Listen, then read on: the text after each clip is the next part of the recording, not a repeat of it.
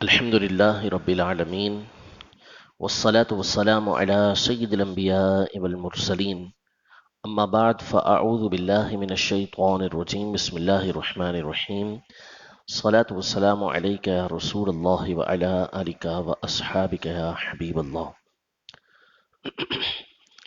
حضرت سیدنا ابراہیم علیہ نبینا و علیہ الصلاۃ والسلام کو جب نمرود کی اس مشہور آگ میں پھینکا گیا، ڈالا گیا، تو اس وقت آپ کی عمر صرف 14 برس تھی. آپ صرف 14 سال کے تھے، اور آخری الفاظ جو آپ کی زبان پر تھے آگ میں ڈالے جاتے وقت وہ یہ تھے: حسبی اللہ و نعم الوکیل. اللہ مجھے کافی ہے اور وہ سب سے بہترین کارساز ہے، سب سے بہترین کام بنانے والا ہے، سب سے بہترین محافظ وہی ہے. نمرود نے جب خدائی کا دعویٰ کیا اور ظلم و ستم اس نے عام کیے، حضرت ابراہیم علیہ الصلاۃ والسلام اپنے علاقے سے ہجرت کر کے اس کے علاقے کی طرف جب گئے تھے تو اس نے ابراہیم علیہ السلام کو بھی اس بات پہ مجبور کیا کہ آپ جو ہے وہ اس کی خدائی کو مانیں. ابراہیم علیہ الصلاۃ والسلام نے اسے منع کر دیا. تو قرآن پاک میں ان کا آپس میں جو مکالمہ ہوا، جو گفتگو ہوئی حضرت سیدنا ابراہیم علیہ السلام کی اور نمرود کی، اس کو ذکر کیا: الم تر الی الذی حاج ابراہیم فی ربہ ان آتاہ اللہ الملک اذ قال ابراہیم ربی الذی یحیی و یمیت قال انا احیی و امیت. یعنی ابراہیم علیہ السلام نے حضرت ابراہیم علیہ السلام سے مباحثہ کیا اور اپنے رب ہونے کو اس نے دعویٰ کیا کہ مجھے رب مانے.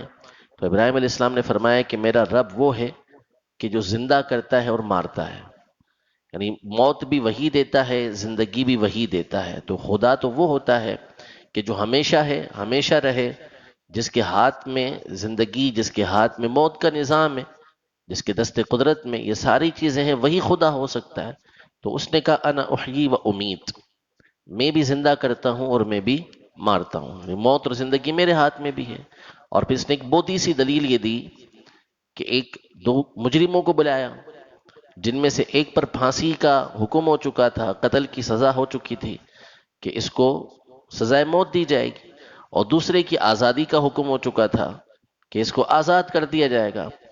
تو اس نے جس کو آزادی کا حکم ہو چکا تھا کہ اس کو آزاد کرنا ہے، اس کے بارے میں کہا کہ اس کو قتل کر دو، اور جس کو سزائے موت ہو چکی تھی اس کے بارے میں کہا اس کو چھوڑ دو. تو کہا دیکھا انا احیی و امید، میں بھی زندہ کرتا ہوں، میں بھی مارتا ہوں. یہ مرنے والا تھا، میں نے اس کو چھوڑ دیا، زندہ رکھ دیا، اور یہ زندہ رہنے والا تھا، میں نے اس کو مار دیا. تو یہ موت و زندگی تو میرے پاس بھی ہے. تو اب یہ بالکل بہت سی دلیل تھی، اس کو زندگی اور موت کہتے بھی نہیں ہیں. لیکن ابراہیم علیہ الصلوۃ والسلام نے پھر دوسری دلیل دی، فرمایا کہ میرا رب وہ ہے کہ جو سورج کو مشرق سے نکال کر مغرب میں ڈبوتا ہے. اگر تو خدا ہے تو سورج کو مغرب سے نکالو، مشرق کے اندر ڈال دے. فبہت الذی کفر، جب اس نے یہ سنا تو مبہوت ہو گیا. اب اس کے پاس کوئی جواب تھا نہیں کہ وہ یہ کیسے کر سکتا تھا کہ سورج کو مغرب سے نکال کر مشرق کے اندر ڈبو دیتا، ایسا ہو نہیں سکتا تھا. تو وہ خاموش ہو گیا. لیکن ظاہر ہے کہ جو بندہ 400 سال سے خدائی کا دعویٰ کر کے بیٹھا ہوا ہو، جس کو اتنی زیادہ حکومت دی گئی ہو کہ ساری دنیا پر اس کی سلطنت ہو، حکومت ہو اس کی، تو اس نے اتنی آرام سے کیسے مان جانا ہے؟ تو اس نے مشہور زمانہ آگ لگوائی. ابراہیم علیہ السلام کے لیے بہت بڑی آگ لگائی گئی کہ جس کے بارے میں یہ بتایا جاتا کہ میلوں دور تک اس کی تپش محسوس ہوتی تھی، اور پرندہ بھی اگر اس کے اوپر سے اڑتا تو اس وقت جل جایا کرتا تھا. اس قدر بڑی وہ آگ تھی. ابراہیم علیہ الصلوۃ والسلام کو منجنیق جو ہوتی ہے اس میں رکھ کر اس کے اندر پھینکا جانے والا تھا. تو حضرت سیدنا جبریل علیہ السلام اللہ کے حکم سے آپ کی بارگاہ میں حاضر ہوئے. جبریل علیہ السلام اللہ کے حکم سے آپ کی بارگاہ میں حاضر ہوئے اور آ کر عرض کی کہ اگر آپ چاہیں تو یہ سارا معاملہ ختم کر دیا جائے، یہ آگ بھی بجھ جائے گی اور آپ کو کچھ نہیں ہوگا. تو آپ نے ارشاد فرمایا کہ اللہ تبارک و تعالی جو چاہے وہ کرے. تو ابراہیم علیہ السلام سے جبریل علیہ السلام نے عرض کی کہ آپ اللہ کی بارگاہ میں عرض کریں. یعنی پہلے انہوں نے کہا کہ اگر آپ کو میری کوئی مدد درکار ہے تو میں آپ کی مدد کروں، آگ بجھا دوں، آپ کو اس سے بچا لوں. تو فرمایا کہ میرے لیے اللہ کافی ہے، اللہ مجھے کفایت کرنے والا ہے، وہ میرے لیے کافی ہے. پھر ابراہیم علیہ السلام سے انہوں نے عرض کی کہ پھر آپ اللہ ہی سے عرض کر دیں کہ اللہ تبارک و تعالی ہی آپ کی اس مصیبت کو دور کرے.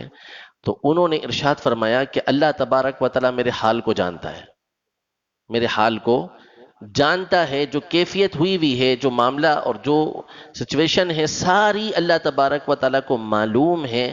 اگر اس نے مجھے بچانا ہے تو وہ خود ہی بچائے گا. پھر اس کے بعد جب آپ کو ڈالے جانے لگا آگ کے اندر تو آپ کی اس وقت 14 سال کی عمر تھی. بہت چھوٹی عمر کہلاتی ہے، اس میں بندے کی عقل بھی پختہ نہیں ہوتی. اس وقت ایسی گفتگو کرنا یہ حضرت ابراہیم علیہ السلام کی خاصیت تھی، خصوصیت تھی کہ آپ نے اس طرح کی گفتگو کی. اور پھر آپ کی زبان پر جو کلمات جاری تھے، حدیث پاک کے اندر ہے کہ حسبی اللہ و نعم الوکیل، کہ مجھے اللہ کافی ہے اور وہ سب سے بہترین کارساز ہے. اور اسی حال میں آپ کو اس آگ کے اندر ڈالا گیا. ابراہیم علیہ السلام کی زبان پر کوئی شکوہ نہیں تھا، لیکن اللہ تبارک و تعالیٰ قرآن پاک میں فرماتا ہے قلنا یا نار کونی بردا و سلاما علی ابراہیم، کہ ہم نے کہا کہ اے نار، اے آگ، ابراہیم پر ٹھنڈی ہو جا اور سلامتی والی ہو جا. تو ابراہیم علیہ السلام جب آگ کے اندر گئے تو وہ آگ کا اندر والا حصہ اللہ تبارک و تعالی نے گلستان بنا دیا تھا، باغ بنا دیا. اور ابراہیم علیہ السلام اپنے اس امتحان کے اندر پورے ہوئے ہیں. قرآن پاک میں اللہ جل شانہ نے جگہ جگہ حضرت ابراہیم علیہ السلام کی تعریف فرمائی، اور اس میں سے ایک بات یہ ارشاد فرمائی کہ اتخذ اللہ ابراہیم خلیلا، کہ اللہ نے ابراہیم کو اپنا دوست بنا لیا، خلیل بنا لیا. خلیل اس دوست کو بولتے ہیں کہ دنیاوی اعتبار سے، مخلوق کے اعتبار سے خلیل وہ ہوتا ہے کہ جس کی محبت دل کے اندر ایسی رچی بسی ہو کہ اس کی محبت جب ہو تو کسی دوسرے کی محبت نہیں ہوتی، سب سے بڑھ کر اس کی محبت ہوتی ہے. تو اللہ تبارک و تعالیٰ کے خلیل بنانے کا معنی یہ ہے کہ اللہ تبارک و تعالیٰ ابراہیم علیہ السلام کو بلند و بالا مرتبے عطا فرماتا ہے. یہ عقیدہ ہے ہمارا، یہ نظریہ ہے کہ انبیاء کرام علیہم السلام یہ تمام مخلوق میں سب سے افضل ہیں. اللہ تعالیٰ کی جتنی مخلوق ہے ان میں سب سے افضل ہستیاں یہ انبیاء کرام علیہم السلام کی ہیں، جن کو اللہ تبارک و تعالیٰ نے لوگوں کی ہدایت کے لیے بھیجا، ان پر وحی نازل کی. ان انبیاء کرام علیہم السلام کو سب سے بڑھ کر مقام و مرتبہ عطا فرمایا. ان انبیاء کرام علیہم السلام میں سے ایک خصوصی افراد ہیں جن کو رسول کہا جاتا ہے. رسول وہ ہوتے ہیں کہ جن کو اللہ تبارک و تعالی نئی شریعت دے کر بھیجتا ہے، نئے احکام دے کر بھیجتا ہے. یہ پچھلے انبیاء کرام جو آئے ہوتے ہیں، پچھلی جو شریعت ہوتی ہے اس کو منسوخ کر دیتے ہیں کہ اب اس کے اوپر عمل نہیں ہوگا، اب ان نئے احکام کے اوپر عمل ہوگا. تو یہ انبیاء کرام علیہ السلام میں افضل ہوتے ہیں. یہ 315 رسول جو ہیں وہ آئے ہیں، حدیث پاک میں فرمایا 315 رسول ہیں. ان رسولوں کا جو مرتبہ اور مقام ہے یہ دیگر انبیاء کرام علیہ السلام سے بڑھ کر ہے. سارے رسول نبی ہوتے ہیں لیکن ان کا مرتبہ یہ دیگر انبیاء سے بڑھ کر ہے. اور ان 315 رسولوں میں سے اللہ تبارک و تعالی نے 5 رسولوں کو سب سے بڑھ کر مقام و مرتبہ عطا فرمایا، جن کو فرمایا اولو العزم پیغمبر جو ہوتے ہیں، اولو العزم رسول ہوتے ہیں. یہ 5 انبیاء کرام علیہم السلام ہیں، رسول ہیں کہ جن کا مقام اور مرتبہ دیگر تمام رسولوں سے بھی بڑھ کر ہے. یعنی مخلوق میں ان 5 افراد کو اللہ تبارک و تعالی نے سب سے بڑا مقام و مرتبہ عطا فرمایا. ہمارے آقا صلی اللہ تعالی علیہ وآلہ وسلم، حضرت سیدنا ابراہیم علیہ السلام، حضرت سیدنا موسیٰ علیہ السلام، حضرت سیدنا عیسیٰ علیہ السلام اور حضرت سیدنا نوح علیہ السلام، یہ 5 جو رسول ہیں نبی کریم صلی اللہ علیہ وسلم، حضرت ابراہیم علیہ السلام، حضرت موسیٰ، حضرت عیسیٰ، حضرت نوح علیہم الصلاۃ والسلام، یہ تمام کے تمام دیگر رسولوں سے بڑھ کر ہیں، اور ان تمام میں جو سب سے بڑا مقام و مرتبہ ہے وہ نبی اکرم صلی اللہ تعالیٰ علیہ وآلہ وسلم کی ذات گرامی کا ہے، جن کو اللہ تبارک و تعالیٰ نے سب سے بڑا مقام و مرتبہ عطا فرمایا، اور ان کے بعد جس کو مقام اور مرتبہ عطا فرمایا وہ حضرت ابراہیم علیہ الصلاۃ والسلام کی ذات گرامی ہے۔ حضرت ابراہیم علیہ السلام کو اللہ تبارک و تعالیٰ نے نبی کریم صلی اللہ علیہ وسلم کے بعد سب سے بڑھ کر مقام و مرتبہ عطا فرمایا۔ حدیث پاک میں ہے، بخاری مسلم کی حدیث پاک ہے کہ سب سے بڑھ کر مصیبتیں اور پریشانیاں، بلائیں، یہ انبیاء کرام علیہم السلام پر آتی ہیں۔ سب سے بڑھ کر مصیبتیں، پریشانیاں یہ انبیاء کرام علیہ السلام پر آتی ہیں، اور اس کے بعد جو ان کے قریب ہوتے ہیں، یعنی مرتبہ جن کا قریب قریب ہوتا ہے، ان کے اوپر مصیبتیں اور پریشانیاں آتی ہیں۔ یعنی اللہ تبارک و تعالی جس کا جیسا مرتبہ ہوتا ہے اس کے مطابق اس کو آزماتا ہے، اور اس کو اس بات کی توفیق دیتا ہے کہ وہ اس آزمائش کے اندر پورا اترتا ہے۔ حضرت ابراہیم علیہ الصلوۃ والسلام کی ذات گرامی وہ ہے کہ جن کو ابتدا سے انتہا تک آزمایا گیا، اور آپ ہر آزمائش کے اندر پورے اترے، ہر امتحان کے اندر آپ پورے اترے۔ خود اللہ تبارک و تعالیٰ سورۃ البقرہ میں ارشاد فرماتا ہے وَإِذِ ابْتَلَىٰ إِبْرَاهِيمَ رَبُّهُ بِكَلِمَاتٍ فَأَتَمَّهُنَّ، یعنی ابراہیم علیہ السلام کو ان کے رب نے چند باتوں کے ذریعے آزمایا، ان کا امتحان لیا، تو ان باتوں کو انہوں نے پورا کر دیا، یعنی اس امتحان کے اندر پورا اترے۔ یہ اللہ تبارک و تعالی حضرت ابراہیم علیہ السلام کے بارے میں فرما رہا ہے کہ ان کا امتحان بھی اللہ نے لیا، اور اس امتحان کے اندر یہ پورے اترے۔ قال انی جاعلک للناس اماما، فرمایا اللہ تبارک و تعالی نے کہ میں تمہیں لوگوں کا پیشوا بنانے والا ہوں، امام بنانے والا ہوں، یعنی جو تمہیں جس معاملے کے اندر آزمایا گیا اس معاملے کو تم نے پورا کیا تو میں تمہیں لوگوں کا پیشوا بناؤں گا۔ حضرت ابراہیم علیہ السلام نے اللہ کی بارگاہ میں یہ دعا کی۔ قرآن پاک میں اللہ تبارک و تعالیٰ ان کے بارے میں فرماتا ہے کہ انہوں نے دعا کی کہ اللہ جو آنے والے لوگ ہیں ان میں میرا اچھا تذکرہ ہو، میرا اچھا تذکرہ ہو۔ ان کی دعا کو قبول کیا، اور اللہ تبارک و تعالیٰ نے حضرت ابراہیم علیہ السلام کو ایسی مقبولیت عطا کی، ایسا مقبول بنایا کہ کوئی بھی دین سماوی ہو، جو بھی دین ہے، یعنی جو آسمانی دین ہے، وہ تمام کے تمام حضرت ابراہیم علیہ السلام کی تعریف کرنے والے اور اپنے آپ کو ان کی طرف منسوب کرنے والے ہیں۔ یعنی یہودی ہیں تو وہ نعوذ باللہ حضرت عیسیٰ علیہ السلام اور نبی کریم صلی اللہ تعالیٰ علیہ وآلہ وسلم کو نہیں مانتے، ان کا انکار کرتے ہیں۔ عیسائی ہیں تو وہ نبی کریم صلی اللہ علیہ وسلم کا انکار کرنے والے ہیں۔ لیکن یہودی ہوں یا عیسائی ہوں، وہ بھی حضرت سیدنا ابراہیم علی نبینا و علیہ السلام کی تعریف کرنے والے اور اپنے آپ کو دین ابراہیمی پر کہنے والے ہیں کہ ہم حضرت ابراہیم علیہ السلام کو ماننے والے ہیں۔ بلکہ یہ لوگ تو اتنا الٹا دعویٰ کرتے تھے کہ یہ لوگ کہا کرتے تھے کہ ابراہیم علیہ السلام یہود کے تھے یا نصرانی تھے، یعنی عیسائی تھے۔ تو اللہ تبارک و تعالی نے قرآن مجید فرقان حمید میں ان کا رد فرمایا کہ ابراہیم علیہ السلام ما کان یہودیا ولا نصرانیا ولکن کان حنیفا مسلما، کہ ابراہیم علیہ السلام نہ تو یہ یہودی تھے نہ نصرانی تھے، عیسائی تھے۔ کیوں؟ اس لیے کہ یہود بھی بعد میں آئے ہیں، عیسائی بھی بعد میں آئے ہیں، ابراہیم علیہ السلام تو بہت پہلے آئے ہیں۔ تو وہ نہ یہود تھے نہ نصرانی تھے، بلکہ وہ تو ہر باطل سے دور رہنے والے اور اللہ کے آگے سر جھکانے والے تھے۔ حتیٰ کہ جو مشرکین مکہ تھے، جو کسی دین کو ماننے والے نہیں تھے، وہ بھی اپنے آپ کو حضرت ابراہیم علیہ السلام کی طرف منسوب کرتے تھے کہ ہم حضرت ابراہیم علیہ السلام کی باتوں کو ماننے والے ہیں، اگرچہ کہ وہ صحیح طور پہ ماننے والے نہیں تھے، غلط باتوں کی پیروی کرتے تھے۔ لیکن ابراہیم علیہ السلام کو اللہ نے یہ مقام و مرتبہ عطا فرمایا کہ ہر ایک اپنے آپ کو ان کی طرف منسوب کرنے میں اپنا شرف محسوس کرتا، اپنی عزت محسوس کرتا تھا۔